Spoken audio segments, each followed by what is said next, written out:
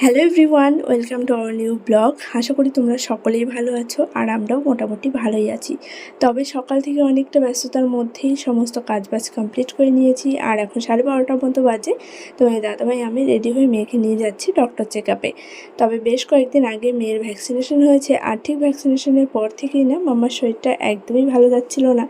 আজ বমি তো কাল জ্বর, এই করে করে বেশ কয়েকটা দিন কেটে গেছে। দুদিন আগেও দেখলাম হাঁচি কাশি কন্টিনিউ হয়েই চলেছে। তাই ভীষণ ভয় লাগছিল যে ঠান্ডা বা লেগে গেল কিনা, কিন্তু দেখলাম যে না, ঠিকঠাকই আছে। তবুও মনের মধ্যে একটা খুঁতখুঁতি রয়ে গেছে যে ঠান্ডাটা আবার বসে গেল কিনা। এবার সেই জন্যই কিছুদিন আগে যখন মাম্মার ইমার্জেন্সি ডক্টর দেখাতে হয়েছিল তখন কিন্তু আমরা যে ডক্টরকে দেখাই ওনাকে পাওয়া যায়নি, আর আজকে ওনাকে পাওয়া যাবে। তাই তোমার দাদাভাই যোগাযোগ করলো, বললো যে তাহলে চলো আমরা ওনাকে দিয়ে একবার চেক আপ করিয়ে নিয়ে আসি।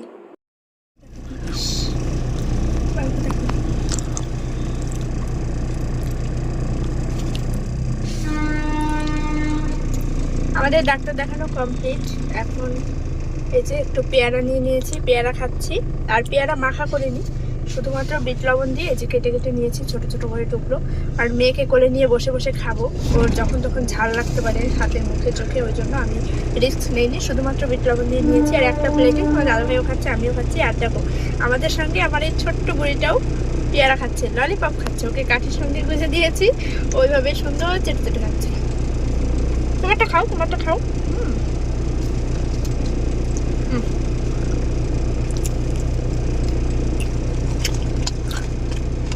কেমন টেস্ট হচ্ছে বলো? আগে প্রথমবার পেয়ারা খাচ্ছে মাম্মা, তাই না? কেমন লাগছে বলো? হাত জামা সব ভিজিয়ে দিল গো।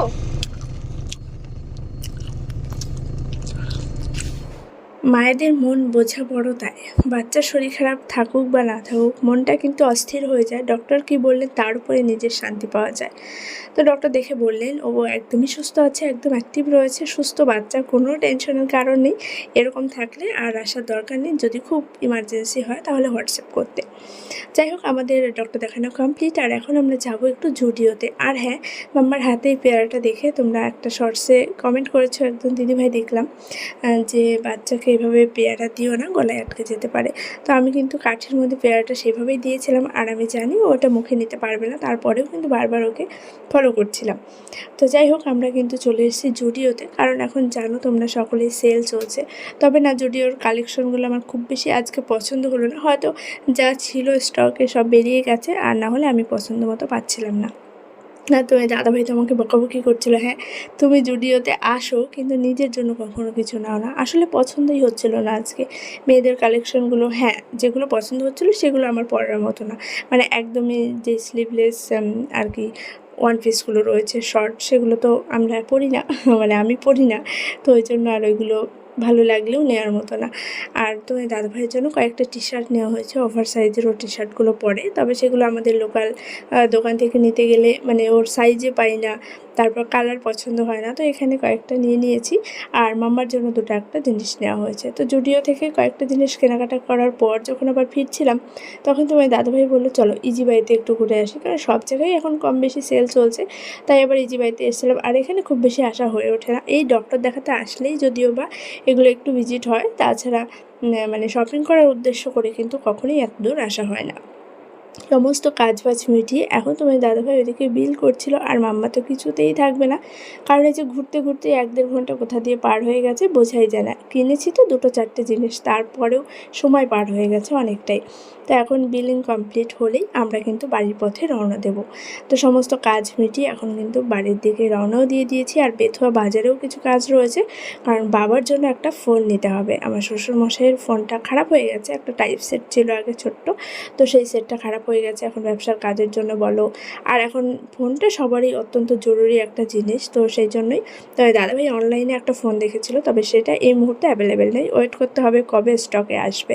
তো তোমার দাদাভাই বললো তাহলে আজকে দোকানে যেটা পাই সেরকম টাইপেরই একটা কিছু নিয়ে যাই। তো ভিভোর একটা সেট নেওয়া হয়েছে, অবশ্যই লাস্ট টাইম তোমাদের সঙ্গে শেয়ার করব। আর এই যে মাম্মা আমার কোলের মধ্যে কিন্তু ঘুমিয়ে পড়েছে। আগে না, যখনই গাড়িতে উঠতাম ও কোলের মধ্যে সঙ্গে সঙ্গেই ঘুমিয়ে পড়তো, আর এখন চারিদিক শুধু দেখবে, খেলবে, বাবার সঙ্গে গল্প করবে, এই করে করেই সময় কেটে যায়। তো আমরা কিন্তু চলে এসেছি বেথুয়াতে। কৃষ্ণনগর থেকে কাজ কমপ্লিট করে চলে এসেছি আমরা বেথুয়াতে। এখানেও কিছু কাজ রয়েছে, কিন্তু সেই কাজগুলো এখনও পর্যন্ত আমাদের কমপ্লিট হয়নি। তোমার দাদাভাই অনেক জায়গায় দাঁড়িয়ে দাঁড়িয়ে কাজ করার চেষ্টা করছে। এই যে আমরা এখন গাড়িতে বসে রয়েছি, আর ও গেছিলো একটু ভেতরে, ওই যে ওখান থেকে দুটো পেস্ট্রি নিয়ে আসবে। আর তার সঙ্গে দেখো এই যে আমার মাম্মা বুড়িটা কী দুষ্টু করছে। দাঁড়াও দাঁড়াও দাঁড়াও দাঁড়াও দাঁড়াও, আমি তুলে দিচ্ছি। ফ্যান চালিয়ে দিতে হবে, ও এখানে বসে বসে খেলা করবে। মাম্মা মাম্মা, এই মাম্মা মাম্মা। কৃষ্ণনগর থেকে আমরা ডাক্তার দেখিয়ে চলে এসেছি বেথুয়াতে। আর এখানেও আমাদের বেশ কয়েকটা কাজ রয়েছে, বাট সেই কাজগুলো এখনও কমপ্লিট করতে পারছি না। বাড়ির থেকে বাবার একটা ফোন নিতে হবে, মানে আমার শ্বশুর মশাইয়ের। তো সেই ফোনটা নেওয়ার জন্যই তোমার দাদাভাই বেশ কয়েকদিন থেকে অনলাইনে দেখছে, সেই ফোনটা অ্যাভেলেবেল নেই। তো ও আজকে বলছিল যে যদি বাজারে পেয়ে যাই সেখান থেকে নিয়ে যাব, বাট বাজারেও পাওয়া যাচ্ছে না। দুটো তিনটে দোকান খোঁজ করলো, ওই জন্য আমাদের একটু লেট হচ্ছে বাড়ি ফিরতে। আর দেখেছো আমার পাকা বুড়িটা কত সুস্থ হয়ে গেছে, এখন একদম ছটর ফটর করছে। আজকে খাওয়া ঘুম কোনো কিছুই ঠিকঠাক হলো না, ও এখন ওপরে ওঠার জন্য দেখো পাগল হয়ে গেছে। ড্রেসটা চেঞ্জ করে এটা পরিয়ে দিয়েছি, ঘুমিয়েছিল। আর ওই জামাটা জল খাওয়াতে গিয়ে ভিজেও গেছিলো, তাই জন্য চেঞ্জ করে এই যে হালকা ফুলকা একটা ফ্রক পরিয়ে দিয়েছি। আর তোমার দাদাভাই গেছে একটু দোকানে দুটো পেস্ট্রি আনার জন্য। ভীষণ খেতে ইচ্ছা করছে, বহুদিন খাই না কোনো কেক বা পেস্ট্রি। তাই তোমার দাদাভাইকে বললাম খাবার দাবার তো কিছুই খাওয়া হয়নি, সেই সকালবেলা 12টার দিকে বেরিয়েছি, 12টা সাড়ে 12টা। সকালে ভাত খেয়েছি 8:30 9টার দিকে, প্রচণ্ড খিদে পেয়েছে। এখন 6টা বাজতে যায়, সন্ধ্যে 6টা। সারাদিন কোনো কিছু খাওয়া হয়নি, তাই জন্য ও গেল পেস্ট্রি নিয়ে আসতে। দেখো এটা কি অবস্থা, দেখো। এই এই কি করছো, ওই ব্যাগটা টেনে নামাবে ও। কি করছো মাম্মা? ওঠো ওঠো,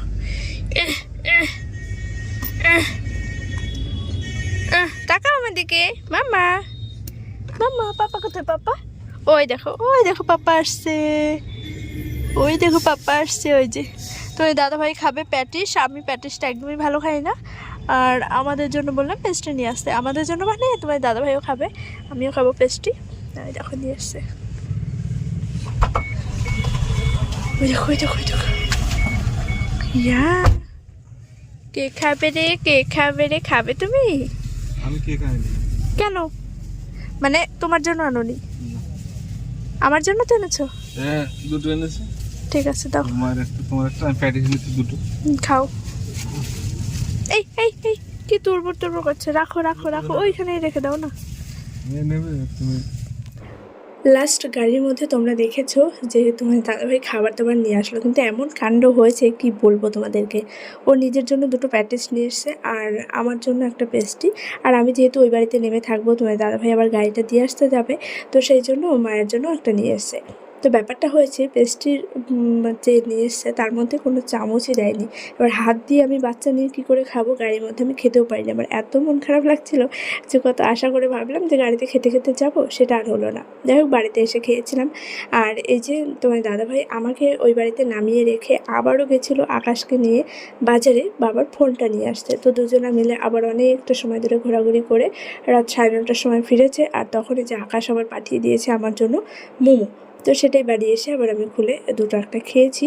আর এই যে বাবার জন্য এই সেটটা নিয়ে আসা হয়েছে, ভিভোর Y11 5Gর সেটটা। আর এটা দুটো কালার অ্যাভেলেবেল ছিল, একটা হচ্ছে হোয়াইট ঠিক না, গোল্ডেনের মধ্যে হালকা, আর একটা ছিল ব্লু কালার। যেহেতু বাবা ইউজ করবে সেই জন্য তোমার দাদাভাই আমাকে বললো যে কোন কালারটা নেবো, তো আমার মনে হলো যেন ব্লুটাই ঠিক আছে। যদি মায়ের জন্য বা আমাদের মানে মেয়েদের জন্য হতো তাহলে হয়তো হোয়াইট বা গোল্ডেনের মধ্যে যেটা ছিল সেটা বেশি ভালো লাগতো। তো সেই জন্য যে ব্লুটাই নিয়ে আসা হয়েছে। আর এই যে ফ্লিপ কভারও নিয়ে আসা হয়েছে, কারণ এই ফ্লিপ কভারগুলোই ভালো হবে। আর এই সেটটা কেমন হয়েছে তোমরা কিন্তু অবশ্যই কমেন্টে জানিও।